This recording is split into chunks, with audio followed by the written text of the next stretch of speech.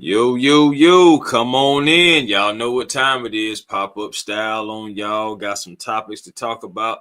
Sorry, didn't try to bait you, but so we sorry for the wait as well. Had to make sure everything was lined up for you guys. And now, man, we're ready to get into some Falcons talk. Been a quiet few days, outside the Hawks and the Braves taking care of business. The Falcons been relatively quiet, but we finna go ahead and get a little bit. We're winding down March. Might as well say it's the end of March, the March Madness going on. A lot of things have transpired for the Atlanta Falcons in March as well. Free agency started. We've made little moves here and there. And now we're about to get into April. And you know what April brings? April's going to bring that draft, that NFL draft, and also some more free agency. But before we even get into anything further with you guys, man, go ahead and take off your shoes, leave on your socks, because you're in the house with Chris Tipmore and my man Antoine Smitty Smith. Man, how you feeling, brother?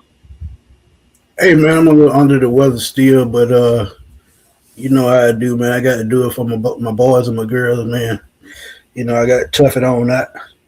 But, yeah, man, it been some news floating around, but nothing major. It's funny.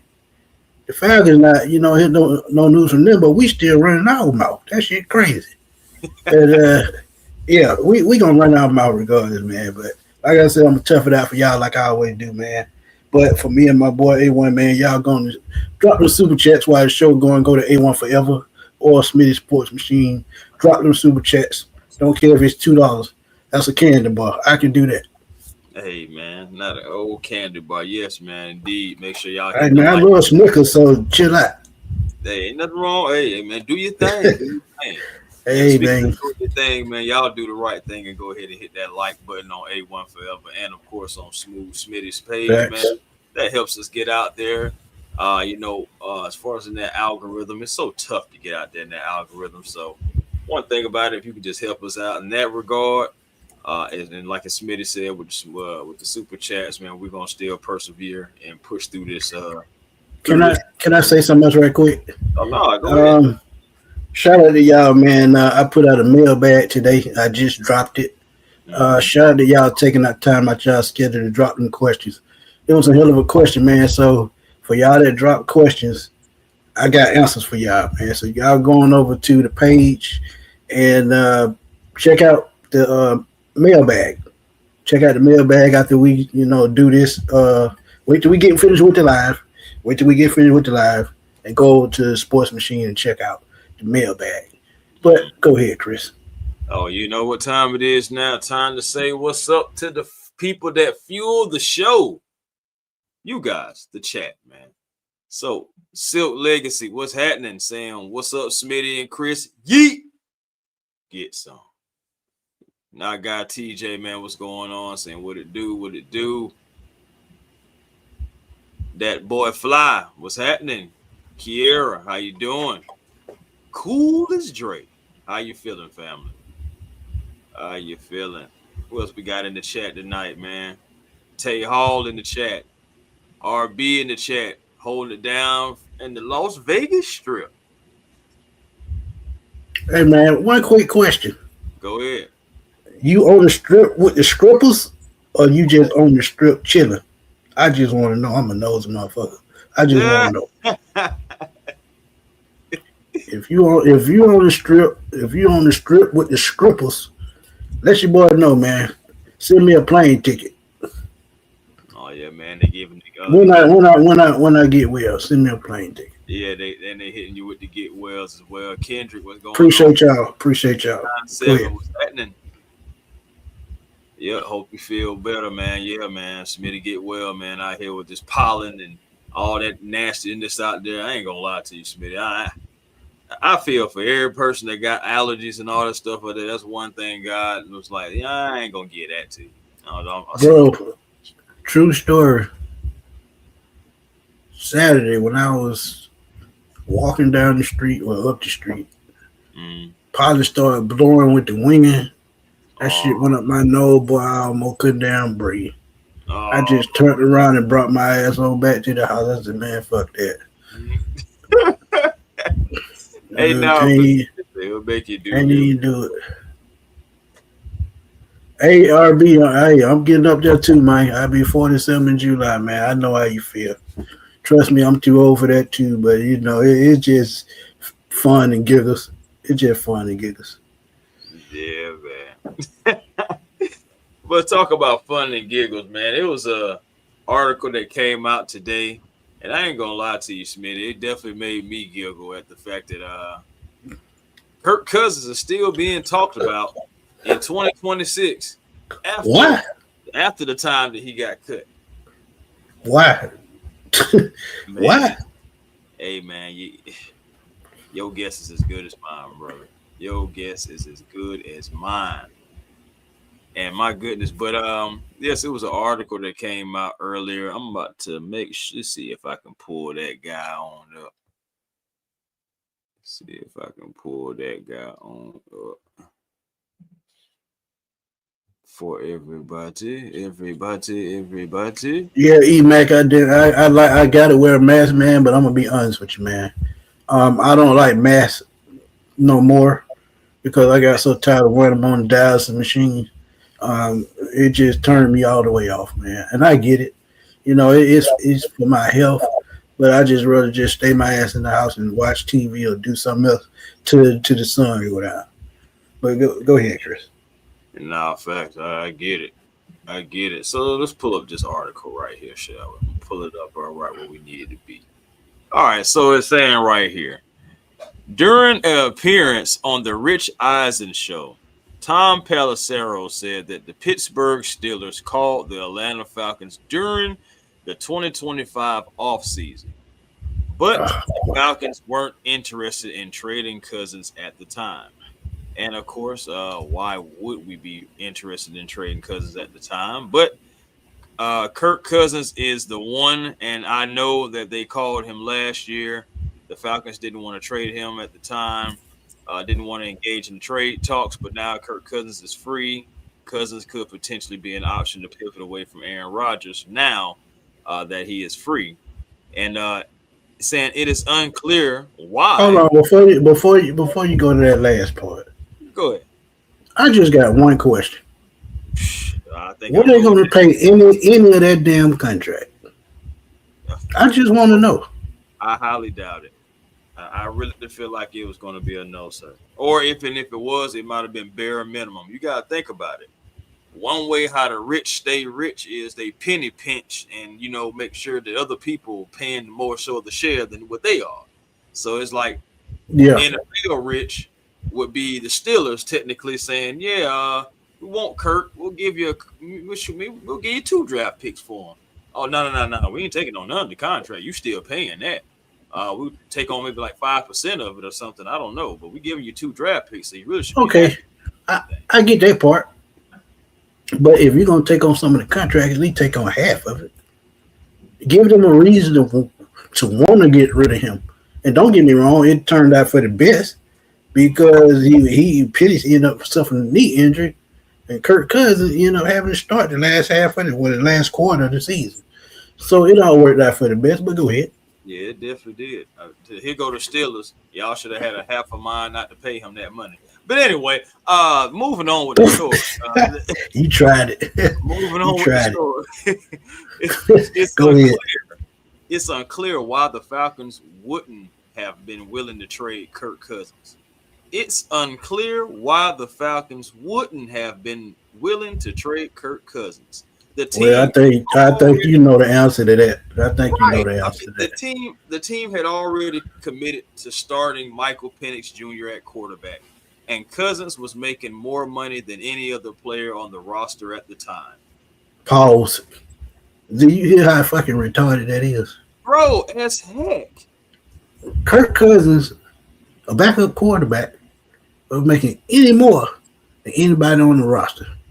Even Jake Matthews, the one who's been here the longest. Even Christian Lindstrom, who should have been the highest paid player on the Falcons at that point. That just fucking retarded. And we shot ourselves in the foot. But go ahead. I digress. And my thing is, too, is like 2025 offseason, we were going back and forth as fans. Like, should we cut Kurt now? Should we get rid of him? He's the backup, and a lot of us, I know I was one of them saying, no. Why are you going to cut Kurt? He's still going to be an asset to you. And then Facts. what happens? Penix suffers the partially torn ACL in week 11. Thanks for nothing, Wilkinson. But anyway, which allowed Kirk Cousins to start the final 7 games. So again, if you traded him in that 2025 offseason, people who don't watch the Falcons, and you wouldn't have a quarterback to have at the end of the last season. Now I get it. Some people may be like, well, the season was gone anyway, too. But at the same time, there still is some things to play for, and it was pride. I mean, you want an Eastern Stick to have that football game where against the Rams? I mean, it wouldn't have went the way you would have thought it would have went, but I'm just saying the games could have been even worse down the stretch, which I mean would have got the last regime out of here faster. I understand, but they were out of here anyway. Yeah. We were hoping and praying that we would say what we did in the past so many times that hopefully they just wouldn't do it. And luckily, to a degree, I feel like it worked. I feel like we talked about it so much about fool's gold, and the possibility of it happening again to the fact they were just like, nah, we can't do that. And the crazy thing about it, you talked about saving the season. There were reports while we were doing shows before the damn trade deadline. And I think it was Jason Lockenfora and another guy that said Raheem Morris was good as gone. That's when he was 3-4 games under 500 at that point. I think that's before they had the turnaround, and they were saying that he was good as gone, and I didn't believe it. Well, I did believe it because I had said it. I'm not gonna lie to y'all because I said he should have been fired at the end of the 24 season after starting 6-3 and falling off a cliff. That should have been his job right there. But Chase said Chime McVay wants Kirk Cousins currently. He was on Kate Adams' show talking about it. I saw that tape. And you got to think Matthew Stafford, I don't think he's 100% healthy. So, I can see why he wants him. But the thing is, when Matthews comes, when he comes back, what you going to need Kurt for then? Because Stafford, when he comes back, he's going to want to start. And he is going to start because they pay him a boatload of money. So, when he comes back or if he's healthy at that time, it's no point in getting Kurt. It's no point. Because I think they still had Jimmy G on the roster, if I'm not mistaken, as a backup, or Stetson Bennett, one of the guys they still have. But, I get why he says it. Because he doesn't know if Matthew Stafford is going to be ready. But it is what it is. But go ahead. Yeah, you got us. I mean, my thing is with Stafford, I'm taking Stafford over Kirk Cousins. A healthy Stafford, healthy Kirk Cousins, I'm always going Stafford. And it's not just because go Dogs, but he's the better quarterback if you ask me. Always been a fan of Matthew Stafford really his entire career. Just always loved his body of work, just didn't always have the team around him, or maybe just him in one piece, and that'd be it. But Kirk Cousins going and being with Sean McVay, it may be something that he actually may consider. And I'm going to tell you why. Even though he wants to be a starter, the Rams are still an organization that may be one piece, maybe two pieces away from actually finally being able to break through and get to that Super Bowl again. So, like, with that being said, like, Kirk Cousins, like, hey, at any given time, I may be called upon to be a starter in a big game, a real meaningful game. And let's keep it real. Anybody out there that plays the game, or anybody out there that plays something that's a sport or have an activity that exhilarates their heart, so at the end of the day, that's their passion. You always want to play in the biggest games that you possibly can play in, no matter what age you are. If you get that opportunity, you're going to want to take it, So I look at it like that. Kurt wants to be a starter, but let's just be honest. Where are you going? And then if you are a starter, it's going to be somewhere that you're probably not going to the playoffs or not even going to have a shot. So he may if Steelers will still roll Aaron Rodgers as that is a well possibility, you could see Kurt going being a backup out there in LA. That would be interesting, especially the way that Did you see the The way he crazy, ended it? right? The crazy thing about it, though, bro, I actually thought Kirk was going to go back to Minnesota before they took Kyler Murray, but I get it. Kyler is much younger, but Kirk knows that system like the back of his hand, and he's played up under Coach O'Connell already. So it kind of surprised me that Kirk didn't go back to Minnesota. But again, they looking at age, and Joe Flacco ass is 42 years old, talking about teams gonna regret passing on him as a starting quarterback. Come on, man. Come on. Oh. That's all I gotta say. Oh. Oh, yeah, you're right. Oh. He on that bullshit. That's all I gotta say. Oh. Okay. Oh man. Man, let me say this right quick. Go ahead. Why is he so mad when just 2 years ago his ass was on the sideline falling asleep during the game? But you mad because you can't be a starting quarterback. Make that make sense. Go ahead. Yeah, don't make no sense, dog. It don't. It don't. Hold on, let me get to this right here. Pull this up. Because we're gonna talk about something that Mr. Josh Kendall dropped on us today. And see if we can pull it up here. Act right, StreamYard. Exactly, November Scorpio. Exactly. Ain't nobody regret passing on granddaddy. Yeah. That's what I'm talking about. Grandpappy. That's saying Grandpappy. Eddie. Oh man, but yes, real quick, the Falcon, justice from Josh Kendall, trusted source. The Falcons have a second wave of free agency interviews coming up, said GM Ian Cunningham. Now there are still free agents still out here, Smitty, that can be had at every position. Now, I don't think we have to look at necessarily the quarterback position, but for those who want to know who's out there as an unrestricted free agent, a guy that you just mentioned, Jimmy G, is still out there. He's an unrestricted free agent right now. He's still on the market. Cooper Rush, Tyrod Taylor, Russell Wilson, Kirk Cousins, and, of course, Aaron Rodgers, and our old buddy down toward the bottom after Teddy Bridgewater, Brandon Allen, and John Wolford, our old buddy Easton Stick. He's on there as well. Somebody now you didn't call. Yeah, I'm surprised. Is Desmond Ritter on the roster right now? I think Desmond Ritter may be on a roster right now, actually. I think he may be like a third string quarterback right now. Okay. Yeah, Desmond Ritter is not on there. Skylar Thompson is on there. Come on, man, stop. And then if y'all know what Desmond is, throw it in the chat. Also, Hayden Hooker is out there, but those are the quarterbacks.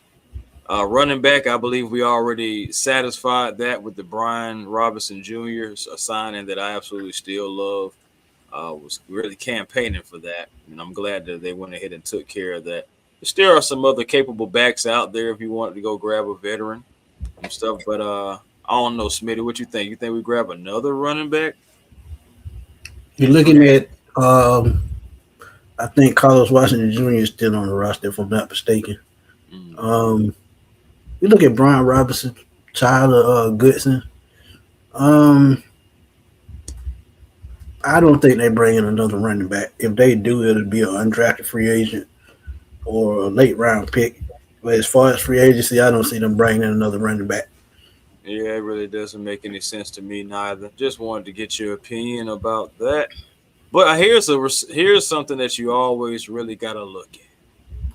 The veteran wide receiver room. Now, here's where it starts getting a little interesting, my guy.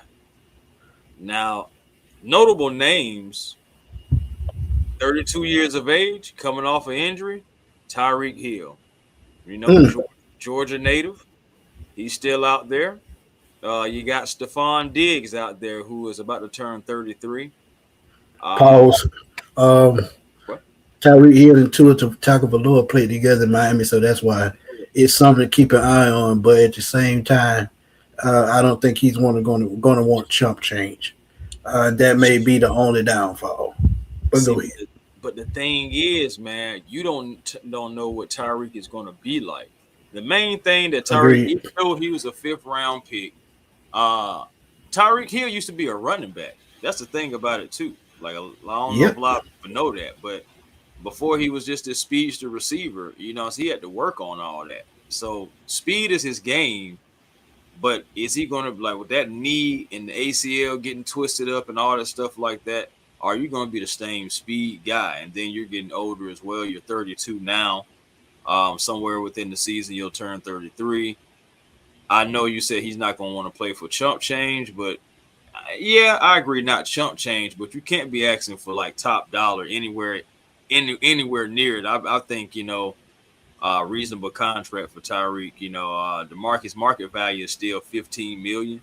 For me, I got to go less than that, and it's still gonna be a 1 year deal.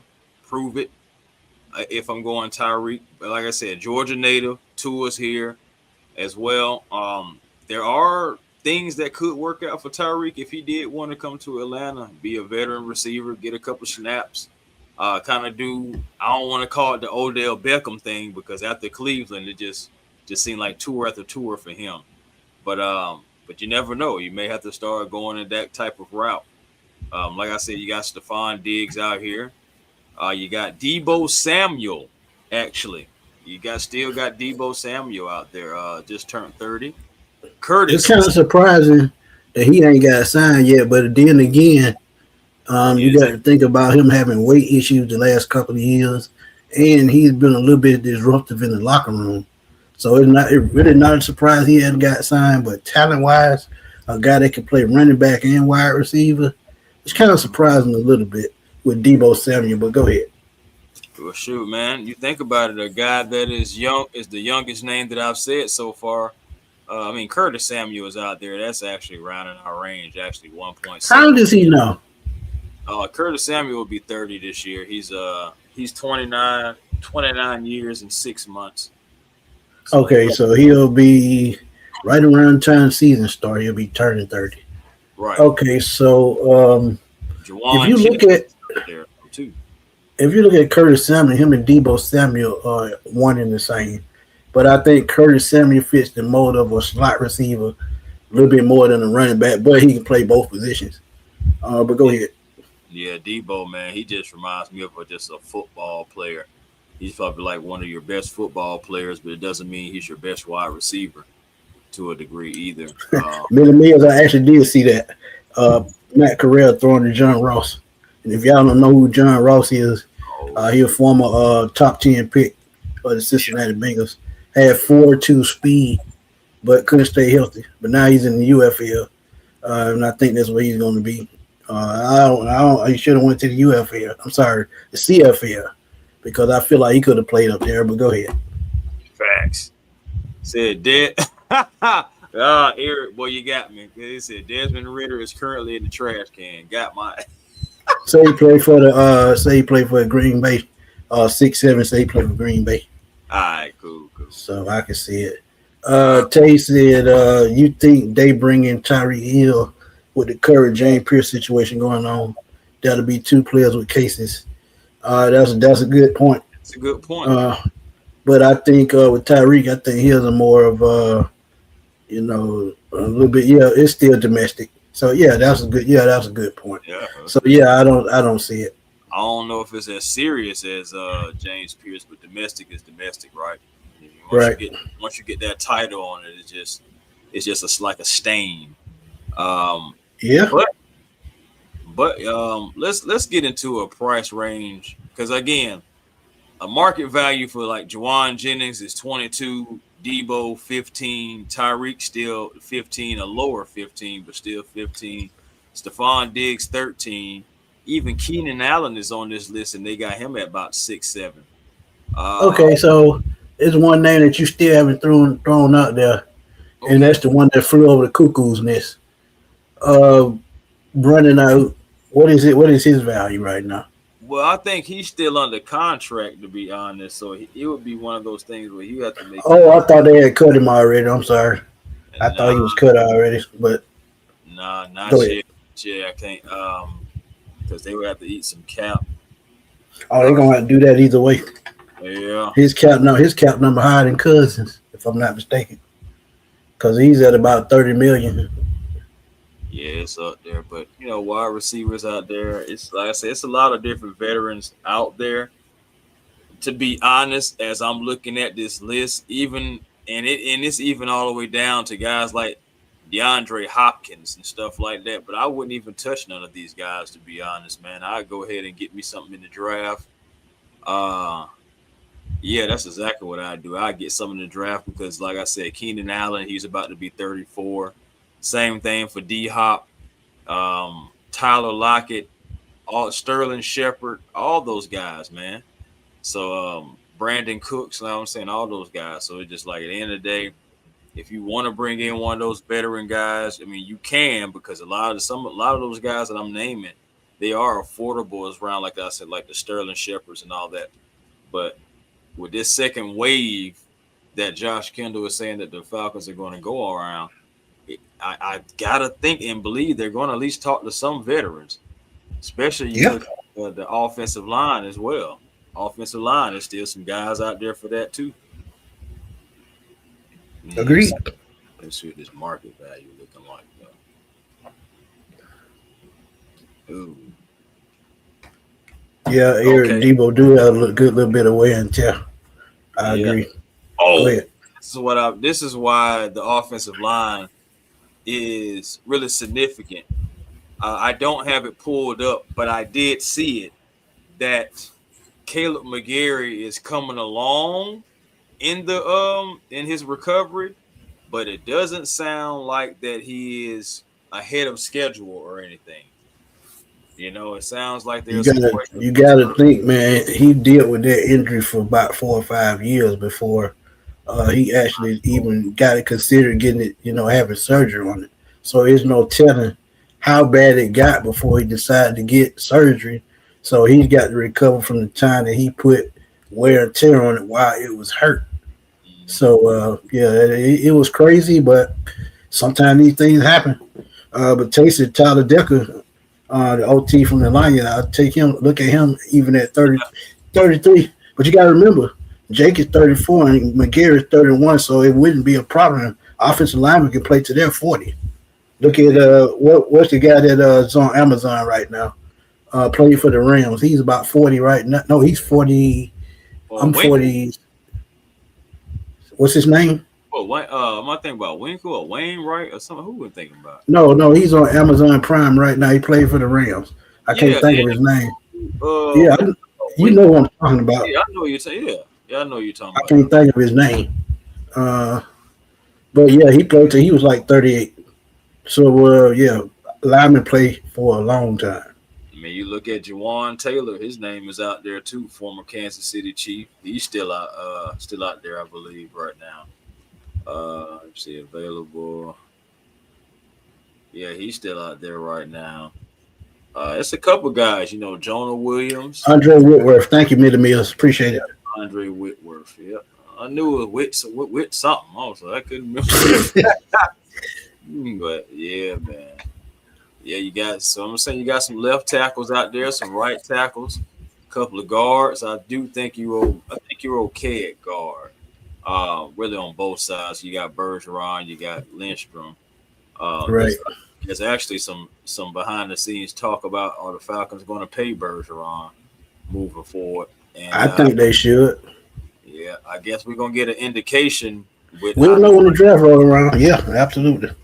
And really, with this second wave of free agency, I like that they're talking about. If we start, next thing you know, pulling in a lineman or two, it's like, okay, what I'm saying? Like, who's on the bubble? I mean, I know Jake Matthews is not, just financially, he can't be, but still, like, who's on the bubble? Right. But yeah, man. Yeah, and then like you said though, Jake not going anywhere because he's dead cap. Let's keep that real. That thing. But Bergeron, he's played well. To me, I think he's a staple, but at the same time, he was, I think, a second round pick, so his money won't be as high as a first round pick, but it'll still be Nice piece of change. Center is another position. We brought in 11. We still have Ryan Nuzil, but at the same time, there's still centers out there that can come in and give us 2-3 good years, and still a spot in the draft that you can see the Falcons take a center depending on how they view a center. But it's a long way to go. That's why he talked about earlier, and we're gonna talk about in a minute about these contracts that's coming up. 6-7, what's up, my guy? But yeah, I'm ready for the jersey to drop too. We'll see. I ain't got the money to buy one right now, but can't wait to see it. Right.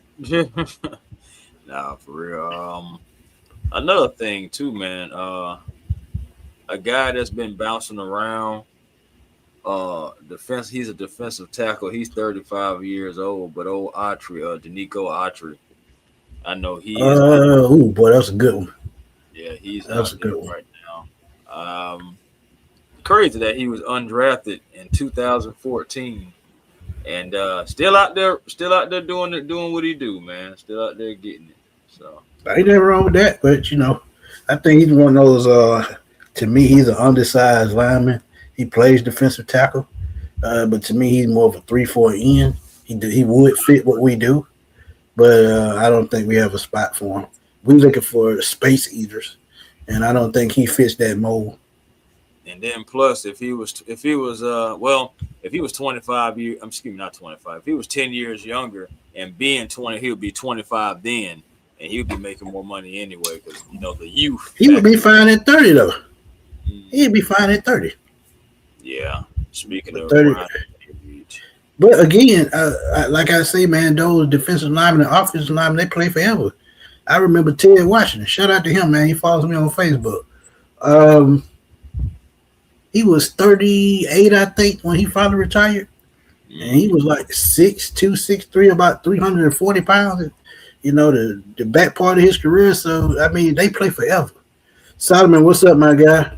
RJ, what's up, man? The plug, man, what's good? If y'all don't know who RJ is, man, he part of the family, man. He part of the team. If it weren't for AJ, we wouldn't get a lot of our news, man. So when news drops, he shoots it to us so we can do pop-up shows, do videos and shorts and things of that nature. So we always got to show RJ some love, man. I always got to show RJ some love. You did say AJ though, so you already know I gotta mention it. How do you feel about AJ Terrell's brother re-aggravating his hamstring at the pro day today? And not surprised. Do you feel like, yeah, I know, right? Because them hamstrings are tricky. And do you think that hurts his draft stock at all? Absolutely not. One thing about talent speaks for itself. If you're gonna base, a draft pick off a hamstring injury, you buy, dumbest 2 ways from Monday to Friday. But I will say this: knowing that hamstrings can be nagging, it will need attention. But the good thing about it, it's 6 months before the season starts, so he have a good long time to rest that thing up. Get it back to being 100%. So I feel like he should just let the pro day go and kept healing. That's what I feel like he should have done, because his talent gonna speak for itself. Now, if he falls to the second round, he's gonna be in the Atlanta Falcons one way or another. All right. Trust me, he will. But here's a name that we talked about before, and bro, I still feel like there's a chance to go ahead and bring him back. D'Angelo Malone. He's out there. His market value is 1.3 million. 1.3. 1.3. I knew that was coming.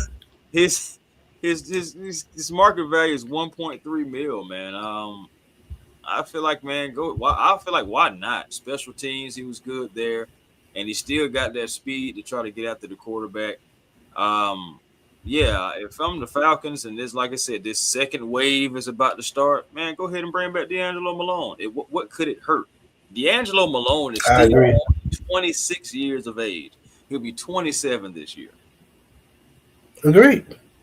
Shout out to Glenn, man. Glenn Jones was good, man. That's my birthday twin, man. Crazy thing, I'm exactly 20 years older than D'Angelo. Um, but you got to think of what he brings, man. Speed, versatility at the linebacker position.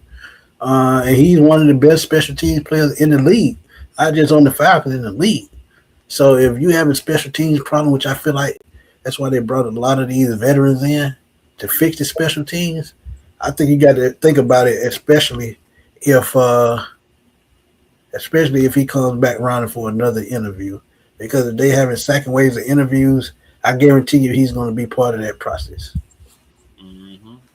Oakman says, is Malone still hurt though? No, I haven't heard anything about him still having that a designated injury to him. And even if he is still nagging something, we still got a little time before OTAs, at least about a month or some change.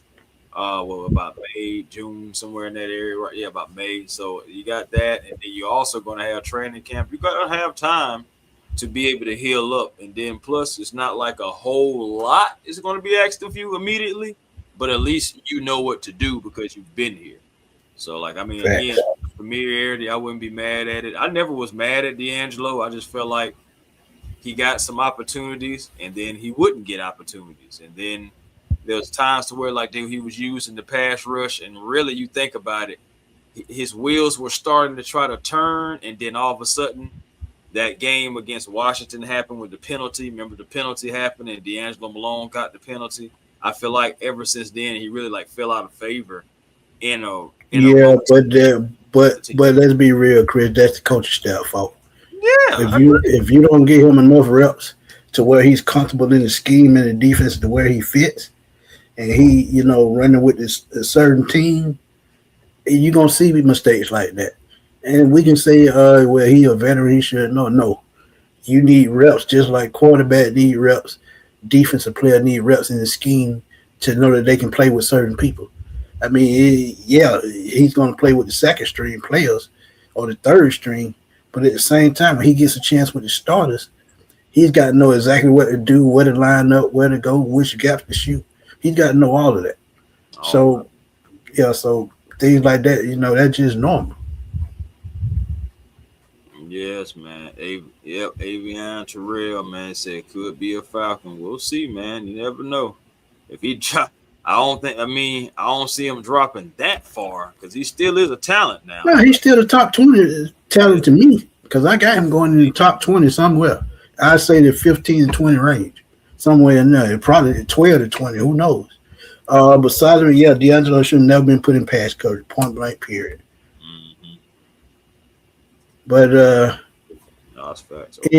What else you got on defense before we move on?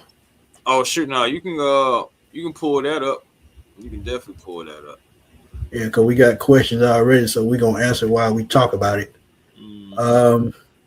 We talked about extensions and things of that nature. It's your show, man. I ain't gonna take over. Go ahead. Shoot, man. Hey, you talk about extensions, and we've been here before. We've talked about these two players all off season, and it's going to continue until a deal get done. So Mark Raimondi, trusted Falcons reporter or ESPN, but we talk about them Falcons. It says GM Ian Cunningham said extension thoughts about wide receiver Drake London are on top of mind. But right now the team is focusing on free agency, that second wave, and then the draft. Cunningham said extensions for London and Robinson, running back Bijan Robinson, likely won't be focused on until after the draft. But the thing about that is, too, though, bro, there are two things about that. I know that he's talking about Drake, and I know that he mentioned Bijan, but it's another guy that didn't even get mentioned at all. Well, you know how that go, bro. I told you earlier in the conversation. I still can see him getting traded. Yeah. And think about it. They got to make a choice because they can't pay everybody. And I keep telling y'all that. Yeah. If Kyle stays, Drake got to go. Either way, I think Bijan stays. But at the same time, depending on how this season ends, you could be looking at a complete rebuild. Because one, we don't have a quarterback of the future. And yes, I said it, of the future, because they did not draft either of these quarterbacks. So what they're doing is trying to see what they can get out of each one of them before they make a decision. And 35 million in NFL money is sometimes 2 to 3 players. And think about it. Instead of paying a wide receiver 30, 35 million, you can start over in this draft and pay a 4-year contract for 6 or 7 million. See, it makes financial and logical sense. That's what I keep telling y'all. Y'all got to think long term. And that's what the Falcons are thinking. Just like Chris said in the thumbnail, the title of this video or this live, you got to think about the future. You got to think long term. And you can't think long term paying out $35, $40 million contracts back to back season. It doesn't work like that. It worked for some teams because their GM know how to work the cap and knows how to lure players to take pay cuts. And I don't think the Falcons have learned to do that yet. But go ahead. Yeah, facts. Hey, you preaching, brother. I ain't gonna lie, you really are. But again, like we always say, what we said when these guys were first hired, no one was safe. We were prepping y'all for that really at the end of the season for these moments right here. You know what I'm saying? Like, at the end of the day, these guys weren't drafted by anybody that's here now. So we have to always take that into accountability. Now, you at the same time, we have some guys that, like, yeah, of course you want to keep, but if the right situation comes about, or if contract negotiations don't go well, as we've seen that happen so many times just throughout life, then people can move on. And then think about this too, even with contract situations. You know, you see times where a team will try every outlet they possibly can to try to sign a player. And then you'll see others where the effort is not so much, or the effort is like, okay, go out there and try to see what you can get type thing. So it all depends on how it goes. We are still learning what this front office is willing to do and not willing to do. We know the draft picks aren't going anywhere. We know, if anything, we're trying to accumulate more draft picks and stay on that right side of the boat with that.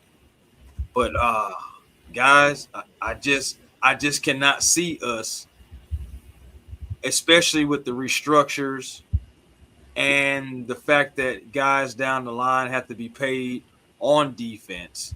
I just don't see no way that we can keep, unless everybody's taking massive pay cuts to stay together. Right. I don't see how Drake, Bijan, and Kyle Pitts are still here together in 2027. And let me be firm about what I say. And I'm not trying to be mean about it. A lot of players superstars who started their careers with certain teams did not finish with those teams. Randy Moss was a beast with the Vikings. Was a journeyman after that. Went to the Patriots. Set an NFL record for receiving touchdowns. Terrell Owens did not finish his career with the 49ers. Went to the Eagles and the Cowboys. These type of things are going to happen. But Solomon, this is why I said months ago, nobody is safe. This is why I said that. Because I knew repercussions was going to come because new regime, new players. And even Bijan, I don't think he's safe if they want to move on after this season.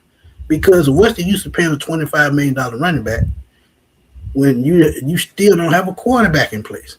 When that's the most important position on the field and you got to pay that position. Now, if they go out and get one of the young quarterbacks in next year's draft, okay, I understand. Then, yeah, you keep Bijan. You keep Kyle and Drake. But if you don't have a quarterback in place, what's the use in paying these high-dollar players all this money? And you're not finna win nothing. Keep it real. Hey, man, keep it real. Sometimes, sometimes teams want to keep certain guys around just to try to have that foundation to try to win some games. You know, they don't always work out like that.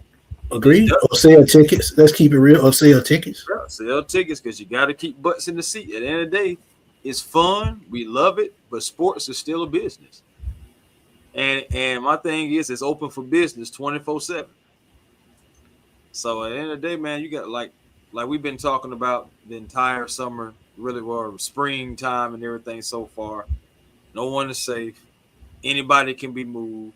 Anybody can be signed. That's the thing about it is too. Like there is always the other side to where anybody could be signed, but the likelihood of it, it's more likely that people are not going to stay together than what it is. Just what history has shown us, regimes have done, and just like Solomon was said before, yes, Julio had to get traded. Matt had to get released. It was a respectful release, but still, we had to let Matt move on, especially after the Deshaun Watson thing. Debo finally got cut. Like just again, players. And think about it, Chris. Why were they cut? Why did they move on? It was time to rebuild. It was time to rebuild. Yeah, and too much money, and I can't rebuild with you. Facts. Coop, what's up, man? But yeah, that's all I'm saying, man. It's never hard feeling. I'm never just. And I said somebody put in the comments, you just saying it, just to, a hot take just to get clicks. No, I tell it like it is because I see the future. As now, if y'all want to ask anybody that knows me, let's get it. GA will tell y'all. Some of the things I say might be wild and outlandish at times, but sometimes they come to pass just like I said it. Because a couple of years ago, I talked about Kirk Cousins. The very next offseason, what do? Oh shoot! I remember that live that we did talking about Kirk Cousins. I remember the live we did talking about Kirk Cousins before he got hurt, and I actually was on board with that then. But then after he got hurt, I started feeling a little iffy. Regardless, Kirk Cousins ended up being a Falcon. I didn't want it to happen because I knew we wanted to pay him some good money. But at the end of the day, Kirk Cousins was a Falcon. We were 6-3. Facts. Big John say, smooth Smitty, when it comes to life, we don't think 1 or 2 years ahead. We go, well, do we want to be in 10 years from now? And that's the whole point. You don't think about the current. You think about where you're headed and how do you get there. And the way you get there, and I talked about it on the video I did today. You build a team and you try to win, and the best way to win is building your team correctly, starting with the coaching staff, and they get the players that they need to build a championship organization. It don't start with what fans think. It starts with what coaches in the front office, what they need, and how do you get those players? You got to be able to pay them. Yep. And like I said, the most important quarterback, the most important position on the field, we don't even have that for the future right now. So how can we start talking about Super Bowl when we don't really have a quarterback that we just think is the future right now? Think about it. Yeah. And hey, we can have all the faith we want to, because that's really what we have in Michael Penix. We can have all the faith we want to, because that's the same thing that we're having in Tua. Two guys that's dealing with, injury history. But at the end of the day, we got to try to roll with that. But there is nothing that is pretty much solid in stone. We just got to keep it real about that. Craziest thing about it, we still actually got more topics to talk about. That's what I'm saying. We still got some more stuff. But see, you can always get carried away, man, because like I said, when I say it, I sit back and just think about what I've seen over the years. And like I said, I'm almost 47 years old. A lot of this stuff that's happening now, it just didn't start happening. One thing about history, they always say it repeats itself, one way or another. So this is what's going to have to happen for us to get to another Super Bowl. We're going to have to break this team down the way we need to, keeping key players, key coaches. And y'all got to remember with coaches, soon as they do what's good, soon as your defense top 10 or your offense top 10, they start being looked at as head coaches. So the coaching window is much shorter than the championship window. Just think about that. So you always rebuilding the staff. Everybody can't be Tom Landry. Facts. That's what I'm saying. And coaches don't even coach that long no more like that, unless they're winning. Tom Landry, his last, I would say 5-6 years, he really didn't win nothing. It was just respect. Mm-hmm. The man in the hat. But Kays, I agree with this. He's saying we have a history of paying our guys, emphasis on the R. Y'all in the chat saying Matt and Julio, but forget they got multiple contracts. These are young, highly drafted, talented players. Yeah, I'm saying it's like that for real. Yes, they did get multiple contracts. They did, and eventually, when it came down to it, it was time to go. Especially after that extra contract with Julio, and then you was kicking the can with Matt anyway, with their restructures and the restructures and the same way how you're doing with Jake was the same way you were doing with Matt. And sometimes you gotta let these players go, man. Draft ahead of time, and I give Terry Font no credit. He was drafted well ahead of time. He was just with some of the players, it was just missing. He wasn't hitting. A lot of the second round talent we drafted, not even on the team anymore. Arnold Ebiketie just went to Philadelphia. Troy Anderson hadn't worked out. So, I mean, look, sometimes in Aurora, he's not looking like promising right now. He hadn't really turned the corner. Yeah, he's a solid player. But in the second round, that's a projected starter down the road. Mm-hmm. No, facts. No, well, he's a starter, but I'm saying a projected player that's going to make an impact, should I say. Yeah, there you go. Definitely got to clarify. Definitely got to clarify, bro. But Coop said next year the books will be cleared and we'll have a lot of money. Next year's team will be the real bill. I feel like this year is trial season for all the players. Absolutely. Yeah. Absolutely. That's why a lot of them 1-year contracts. Similar to how we did when Terry Fontenot was here, when we ain't had really a pot to piss in and a window to throw it out. Yeah. So absolutely. Yeah, we got to remember these times. These are similar times. We had to get to know Terry Fontenot. Now, this GM is coming in with a lot less draft picks than what Terry Fontenot started off with. But let's see what he can do with them. You know, at the end of the day, we got to learn our GM. And, I mean, so far, I think we're learning him pretty well. I think he's also making it easy to learn him as well because he's being transparent, straightforward, and saying this is what I want, this is what I want to do, this is my vision for the team, and actually executing on what he's saying more so than, yeah, we want to do this, and, you know, we kind of want that piano over there, but we don't know if we want to paint it brown or black. We'll let y'all know, you know, so sometime down the line, and all of a sudden, boom, it's just black. You know what I'm saying? Yep, that's it. It's over. So, you know, Granddaughter said, when the divine opens a way, who are we to question it? Absolute facts.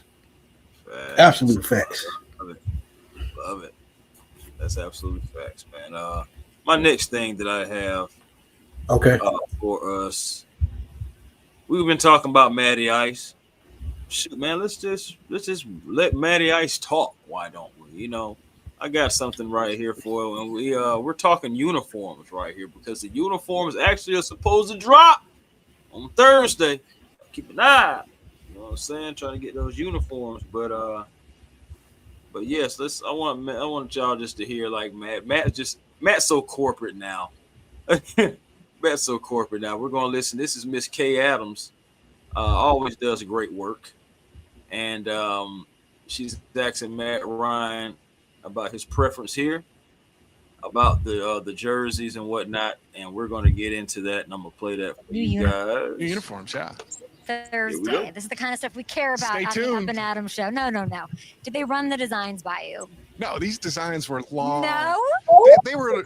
This is like a 2-year process to get these uniforms. First, you got to get it approved. You gotta say you're going to make a change, and there's approval process, all of this stuff. So this was going on long before I got there. I will say this. Tell me. I approve. I do approve. Tell me what your first reaction is. Give me a couple adjectives, maybe. What can you tell me?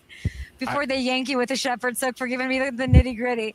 I approve. You approve? I approve, yeah. I like it. Fans are speculating black helmet with black face mask because that's you, 2020. I approve. You're so corporate. No, they got us corporate There we positive. go. How about I feel like they should have brought those back. That's a pretty good look. Those should be our permanent Is uniform. it similar to anything you've worn in your I career? like those too. Okay, I can't answer that. I You can't really answer that. can't? I can't answer Because that. of Mel and Human Resources? That's right. Mel and Human Resources, who I love, who's doing a great job for us. I think it's a red throwback helmet. We will see. We- What is today? Today's Monday? 3 days. We got to wait It's 3 days. Thursday. You're just too busy. It's Thursday. You can officially tell I me. think they're gonna drop some hints Yeah. before that, leading up to it. I think they're gonna drop hints as to how the uniform is gonna look. I mean, And he answered it right. Because dropping them to a degree, was it, or do you think like those times, like remember when we were signing players, and then like all of a sudden, like you'll see like a kind of like a Falcon design, but it could be just really misdirection. It don't mean that those jerseys will be what we're going to see, but I'm interested to seeing what they're going to be, man. I know for a fact it needs to be something good. It needs to be something that represents the new breed, the new regime, our new leadership, just man, our new direction of where we're trying to go. I just feel like 2020 through 2025 is just years we want to forget. All right, years we will definitely want to forget. It's not the jersey's fault, but it's just a timeline that you want to forget. Smitty, I'm pretty sure you, being a Falcon fan longer than I have, you've seen times to where just like, if I could just get rid of these 5 years, these 10 years, these 3 years, bro, let me tell you. Tell me. I pray we don't get another damn uniform with letters on it. That shit is so high school to me.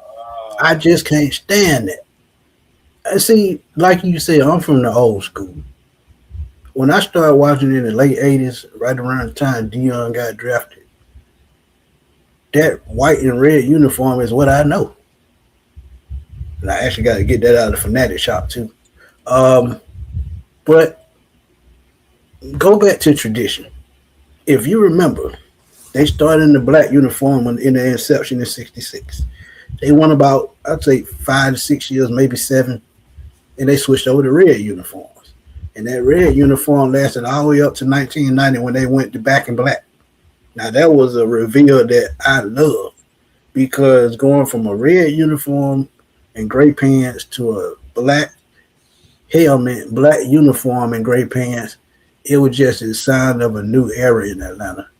And that bad boy look is what I knew from that point on, and that's what I love about Atlanta.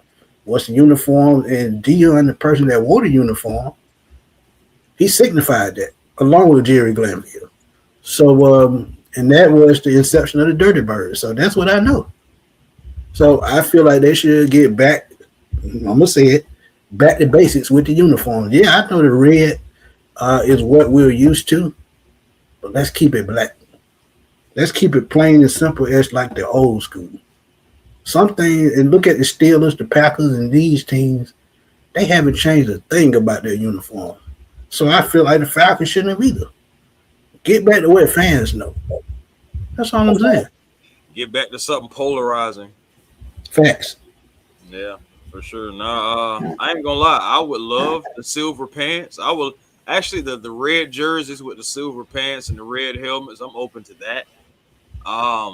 Remember when we had the old school jerseys, the black with the red, white, and black, stripes or whatever on the sleeves. But remember when we had the all black, where they had the black pants, the black socks and everything, black and white socks to go with it. And so you mean the 2006 uniform, Michael Vick? Yeah, like those. All black. Yeah, all black. Red in it, like those were dope. Of course, you had the Matt Ryan, well, the Vic, I guess you could say Vic Ryan era and everything. Where they would have like those little ones on the sleeve. They don't necessarily have to go back to the stripes on the sleeve, but if they do, I'm not mad. I just want me a great jersey, man. I just want some great colorways, something that's just going to say, hey, man, the Atlanta Falcons, and we're ready to slap somebody. Chris, to be honest with you, that's why I only buy throwbacks, because that's all I believe in. I think the only modern uniform that I have is that Roddy White jersey y'all see me wearing. That's the only one I have. Everything else is a throwback. Because that's what I grew up off of. And it's no knock to anybody. That's just what I like and what I believe in. It's just me. Nah, man, I ain't gonna lie. I would love those type of looks and everything. The red throwback, I'll take the red throwback. I'd even take something different too, man. Like how would y'all Falcon fans feel like if it was like an alternate to where like almost like a color rush, but what they call them rivalry jerseys now. So how would y'all feel about if we had like an all gray outfit to where it's like it's a rivalry joint, it's just doing something different. The jersey's gray, but the red pops, the black is put in the right locations, and the white, like some white outline to kind of like have the letters pop or whatnot, the numbers pop and everything. Just something different, you know. Like I mean, I wouldn't. Well, I get what you're saying with that. I can feel that, but I'm gonna be honest with you. For a rivalry uniform, I would go all the way back to the 70s. And they had all white road uniforms with red helmets and white face masks. Yes. So when you talk about that, and then think about it, if we get that uniform and the Saints get a all black uniform, it would just outshadow any rivalry in the NFL. Nah, it will pop. I ain't gonna lie. That really would look good, like on the field, like for both respected fan bases, being able to get that. Now, I will say this. Now, one helmet that I would like to see, and I know it's kind of college football, but what if they made a Falcons helmet like the Oregon Ducks with that metal helmet, and the metal was kind of red? I was just about to say what color is the metal, but okay, red. And then, because think about it, they had the 3D logos on those metal helmets.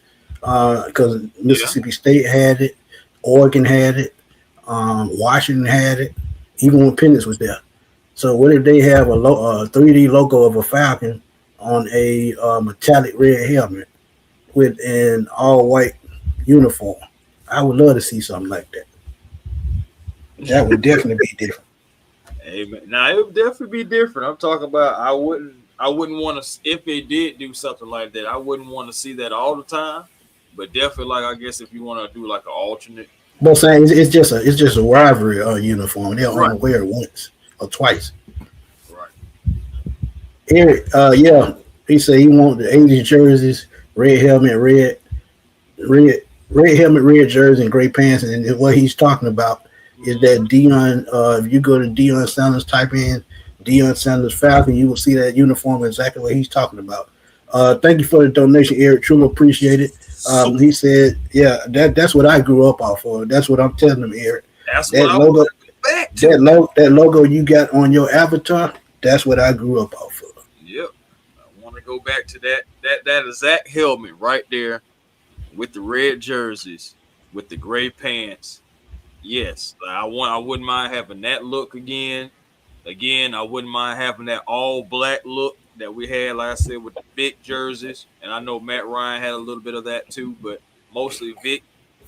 I want that look again. And shoot, man, I'll take an all white look as well, you know. White pants, white jersey, red helmet.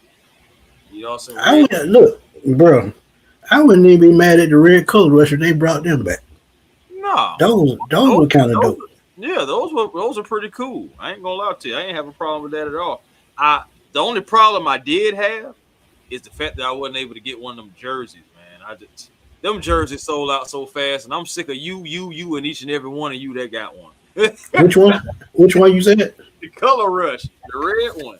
Oh yeah, them things sold out super fast, man. I'll talk about like that. I was like, for real, y'all? And the crazy part about it, bro, when they first announced them, we didn't wear it 2 years down the road. It's crazy. I remember seeing folks in the stadium, man, with the Color Rush jerseys. I remember. It's I actually seen somebody. I think it was 2 seasons ago. I seen somebody rock up in there with the Color Rush. I said, "Oh." And the crazy thing about it, I actually saw a Color Rush about 2 years ago at Marshall's, but it wasn't my size, and I was mad as hell. It was a Julio Color Rush, and it wasn't my size, and it was only like $35.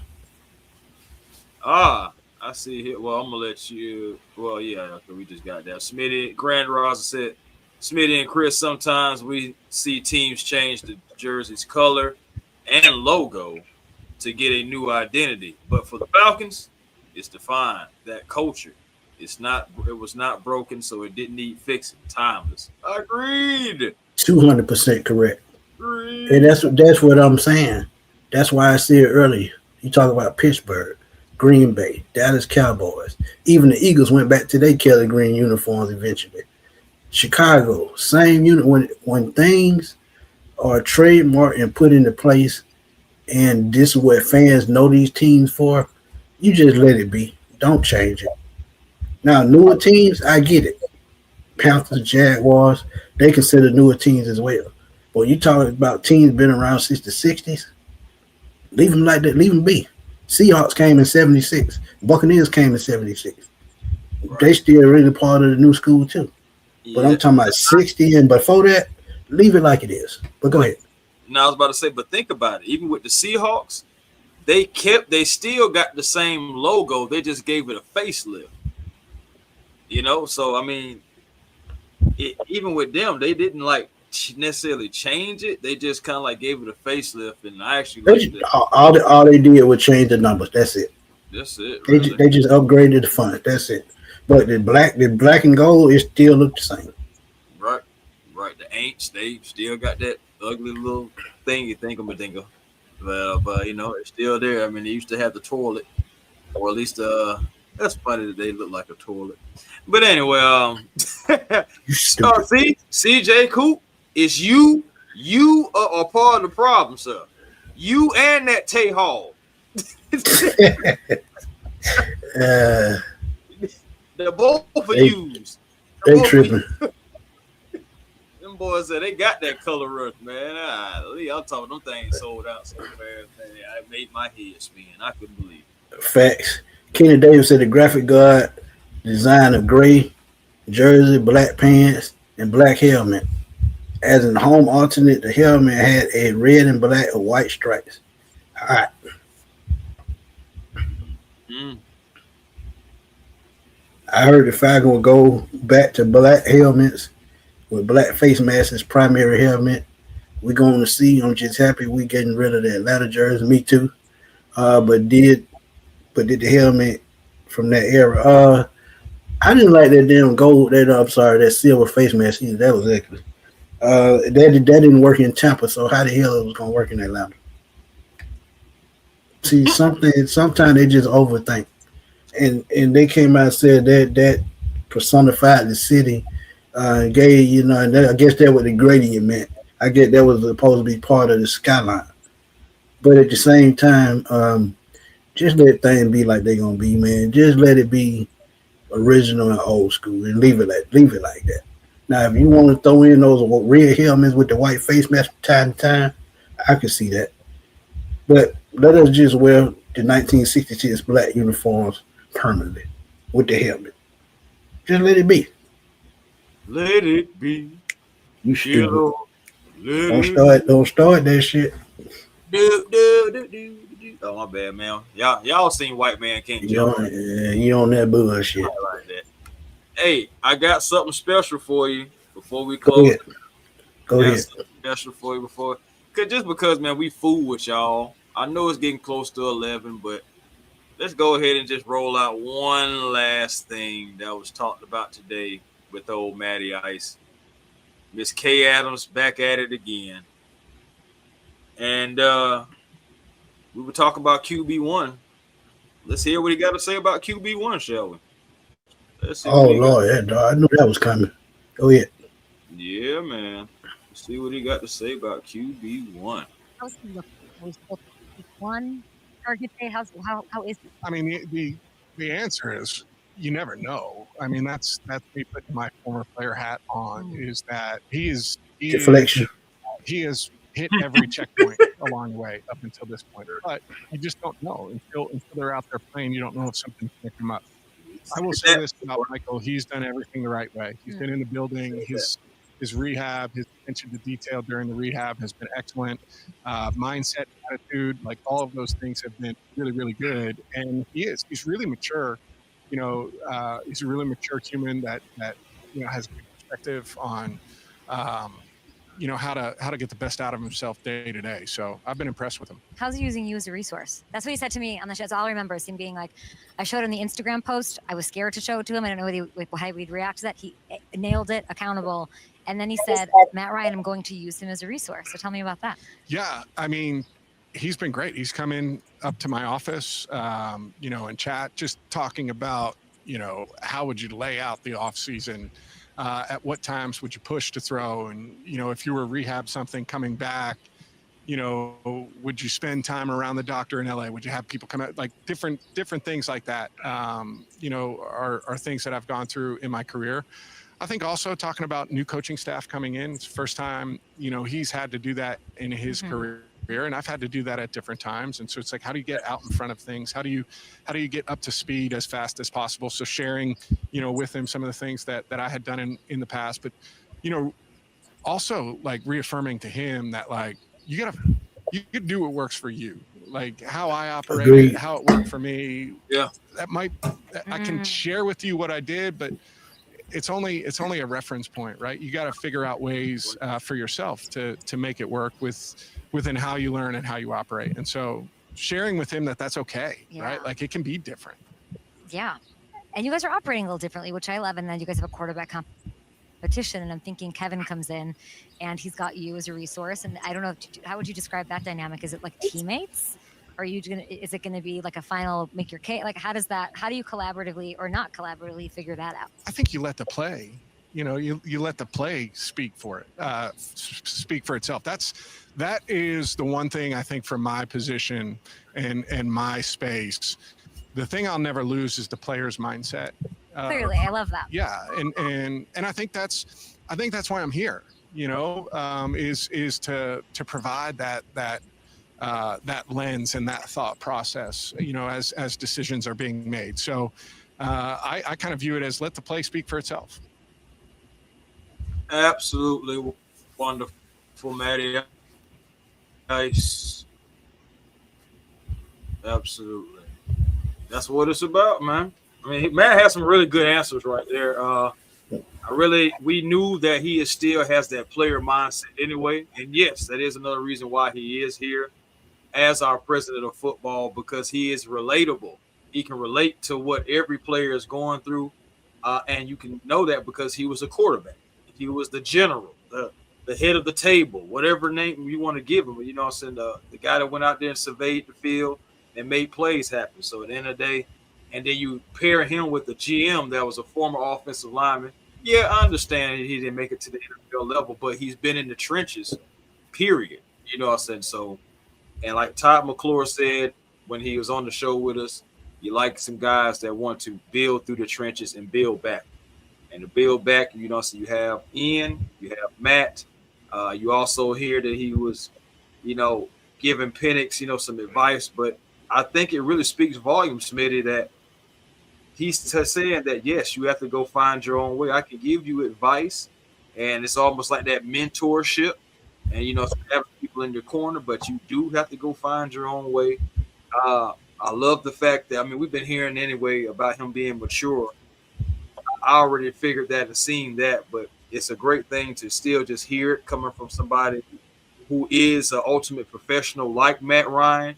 And I feel like that if he feels like he's mature and his mental is in the right place and asking the right questions, that does bode well. But just like we've been talking about, Smitty, I know I've said it multiple times, and I know you said it too as well.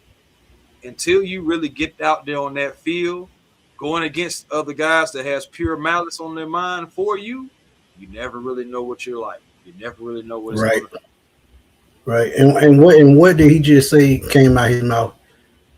You got to do what's best for you.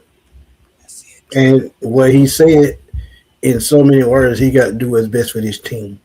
That's why I keep telling y'all nobody is safe.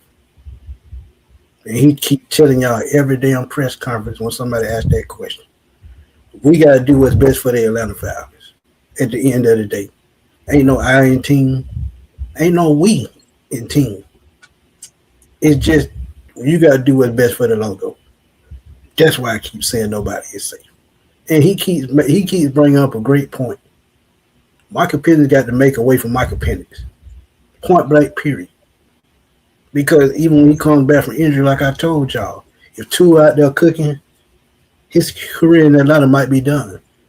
Because in 27, depending on what their record is, they could shoot back up the board if they get enough draft capital to go get one of the top quarterbacks in next year's draft. Or they have enough money to go out and probably, try to go trade for Joe Burrow or Justin Herbert or somebody like that. They have a plan. And I don't think our quarterback for the future is on this roster right now. Get mad at me all you want. Yep, you sure did say it is me in that. It is. But yeah, man, yeah, no, you. I mean, again, Smitty, I think we're gonna really drum that in until the cows come home for real, bro. I mean, or until like a move is made. At the end of the day, that's what we have to continue to remember. And who knows? Let's just hypothetically say nothing may happen. Everybody somehow, some way may stay.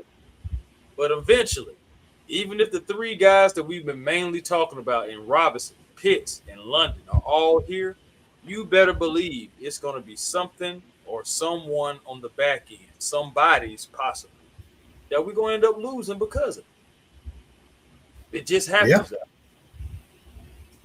It's just football. It's a business at the end of the day. It's a business. Because think about it. That just say me and A1, we say, hey man, we're gonna CBS or ESPN or that other company, somebody call us and say, hey, we want you to come along. But the caveat is it can only be you and not the other one. Mm-hmm. That's called building a team. That's not throwing shade at the other person. Some businesses value what they value, and you can't do nothing about that. At the end of the day, we still gonna be cool. But they say, hey, we're gonna take A1 and he gonna go over to over here. And you can't come along because we value him just a little bit more. I'm gonna tell A1 to go do his thing. Ain't nothing gonna change. Because at the end of the day, it's about doing what's best for you and doing what's best for your company. That's just life. That's it. That is absolutely it, bro. Oh boy, man. Hey, cool. I'm just saying, man. I mean, at the end of the day, man, it's about winning championships. And winning championships start with the guy behind center. Under center. That's where it starts. And right now, Penix has 2 years left on his deal. Well, one this year plus next year. Yeah, 2 years. Two only 1 year.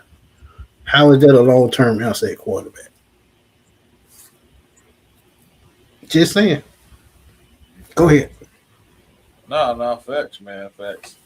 I was just saying, man, just been so many topics to go through, man. It's still just gonna be such an interesting little path that we have and remaining days that we have until the draft. We're gonna see what the month of April is going to bring. Like I said, as we're closing March out, but April is going to be interesting. This draft, man. Think about it. Come this time in a month's time, we're going to be talking about all our draft picks, possibly free agency moves. It's going to around about this time next month. It's still going to be piping hot because you got the draft that don't just pass and what's going to happen toward the end of April. So get ready, y'all. Just get ready. We're going to see what the future holds. I'm excited though. I'm excited, and I ain't gonna lie to you. We're gonna hit some of these mock drafts. I know we really don't have a first. Well, we don't have a first round pick, so I know that's kind of like the damper on me and Smitty about these mock drafts. But April is coming around. We're gonna start getting some out, getting closer to the draft. More pro days have happened now.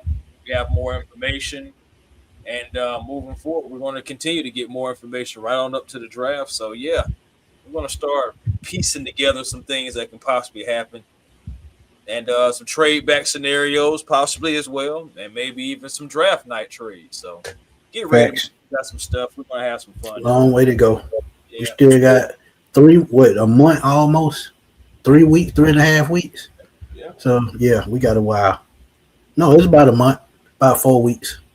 Cause is it 24th? So yeah, it's about a little bit over 3 weeks, 3.5 weeks. But go ahead. As a matter of fact, it's 3 weeks from Thursday. All right, man.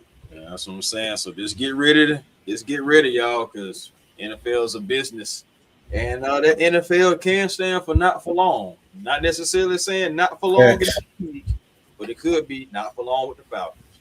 But been a great show, man. But I know for me, man, A1 Forever Sports, that's the platform on YouTube. Come over, like, comment, and subscribe. Be a part of the A1 family, because I definitely want you there.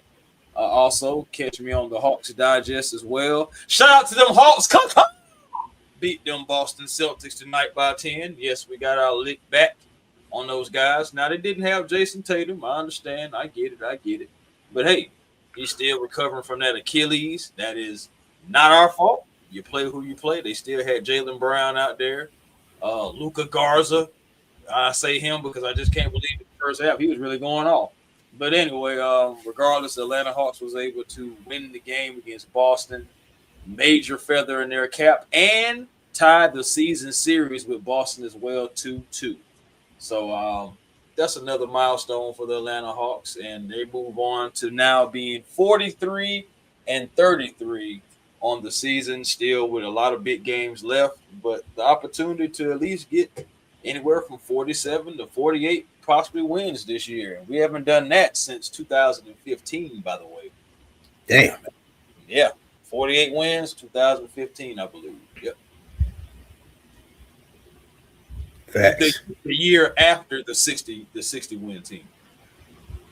Yeah, that's a long time ago. Damn. But yeah, man, y'all know where to catch me, Smitty Sports Machine on YouTube. Also catch me on Twitter at FatBoySlim_21, because I'm always over there blowing that thing up. But again, like I said earlier in the show, please go check out the last 2 videos I dropped. Fan mailbag, y'all gonna love it. Y'all dropped some great questions in there, and I answered them the best I could.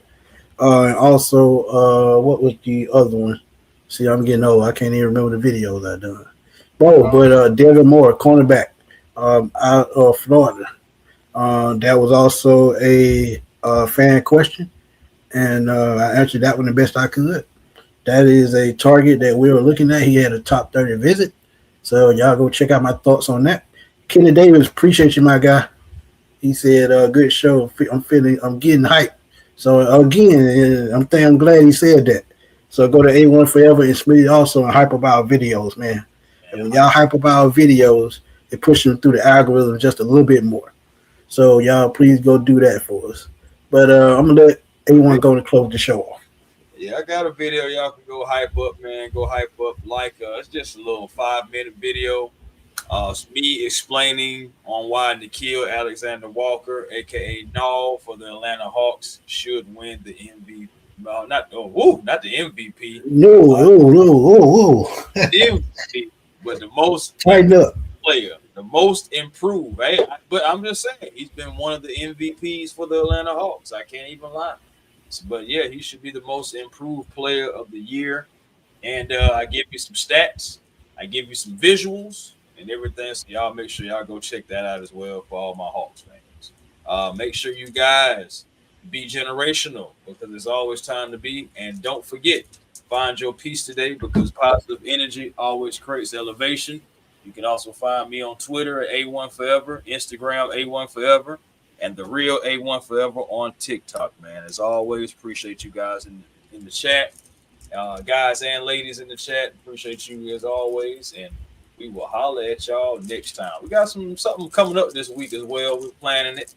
Going to have a familiar face coming on, joining us as well. Can't wait for that. But we're going to have it coming your way. So y'all just make sure y'all keep that notification bell handy. And y'all, when y'all see what the show gonna be, We gave y'all a hint, and we told y'all last week y'all were gonna make half of the show. So y'all got to make sure y'all tune in for that. But go on and close it out, you. Hey man. Until next time, guys. Peace and blessings to you all. Until you all, you will holler. Smitty, grab the chicken wings. Hey, they gone.